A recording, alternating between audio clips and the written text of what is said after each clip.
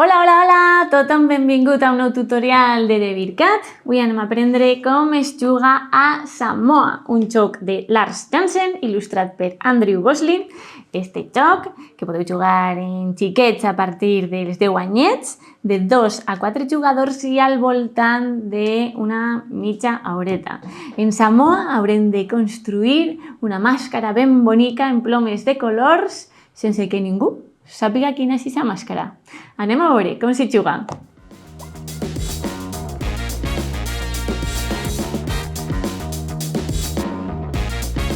Doncs a Samoa construirem màscares. La nostra màscara posant-li plomes diferents.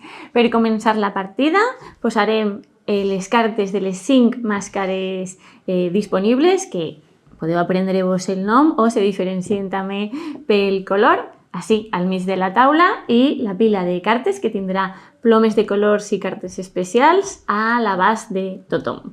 Per començar, també tenim aquestes 5 màscares disponibles que remenarem ben bé i donarem en secret una a cada jugador. I serà la màscara que han de construir esta ronda en secret.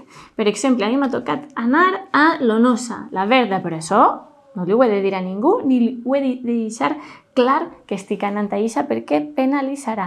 Com funciona el joc? Doncs, començant pel jugador inicial, anirem destapant i col·locant a un costat o a un altre les cartes. Se poden costar a un costat o a un altre de la màscara. Les cartes van de l'1 al 5 en positiu i una 5 en negatiu i unes cartes especials. Per exemple, destapat esta i la col·loque així. No vaig a començar col·locant el més 5 en la meua perquè aleshores tot el món sabrà que és la meua. Aleshores tocaria al jugador següent, que m'estan eixint totes les especials i no pot ser. A veure, així. De 1, doncs la col·loquem així. L'altre jugador col·loca i decideix que col·loca així. Un altre jugador, 1 més 2, la col·loque així.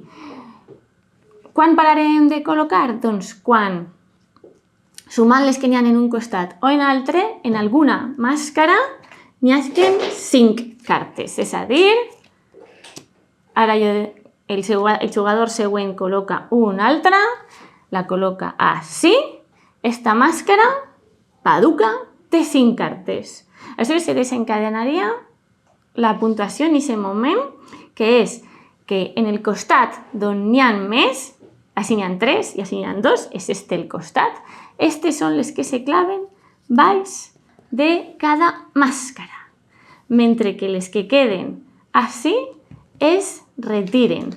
Com vos podreu imaginar, vos interessa que es clave el costat que doni punts positius a la vostra, és a dir, no col·locar molt descaradament cartes de puntuacions altes a la vostra màscara, però sí podeu forçar quin és el costat que se clava, que serà el que més cartes positives, que seran punts al final de la partida, vos doni. És una manera dissimulada d'anar puntuant.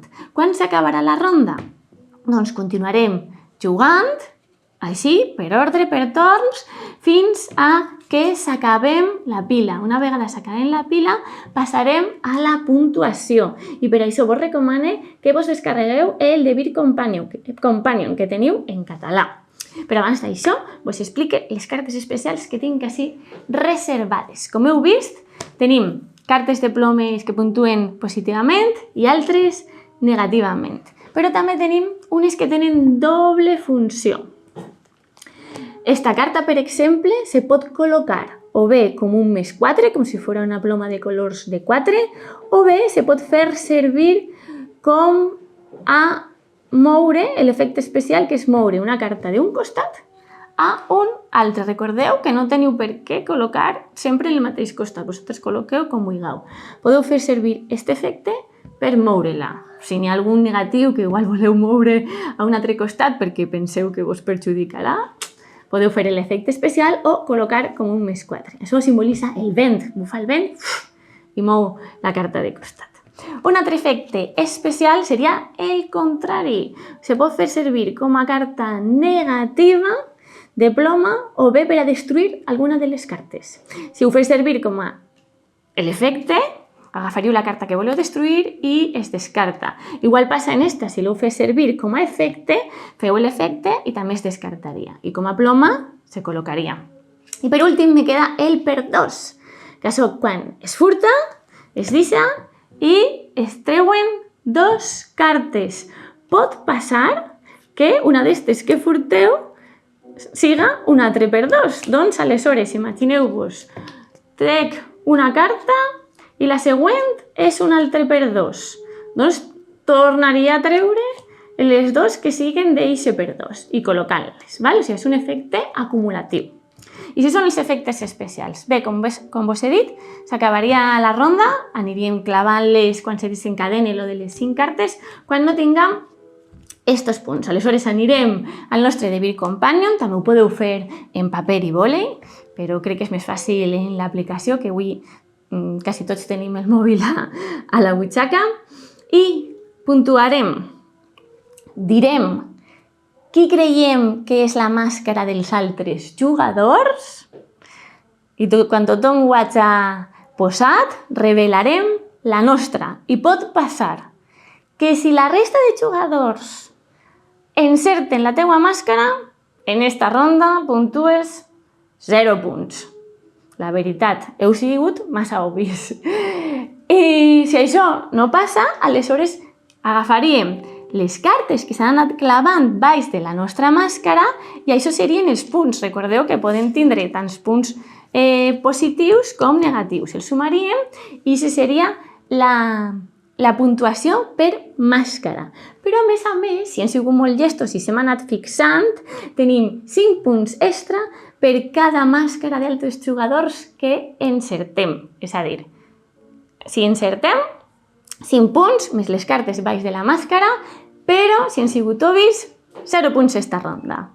Quan s'acaba la partida? Doncs quan fem 3 rondes, és a dir, 3 vegades passar per esta pila. Evidentment, per a la ronda següent ja no serem esta. Se tornarà a barallar les cartes de màscara i serem, en secret, una altra màscara. Doncs bé, fins ací com es juga a Samoa. Espero que disfruteu molt, que construïu aquestes màscares tan boniques en les plomes de colors i si ho passeu bé. Vinga, ens veiem al pròxim. Adeu, adeu.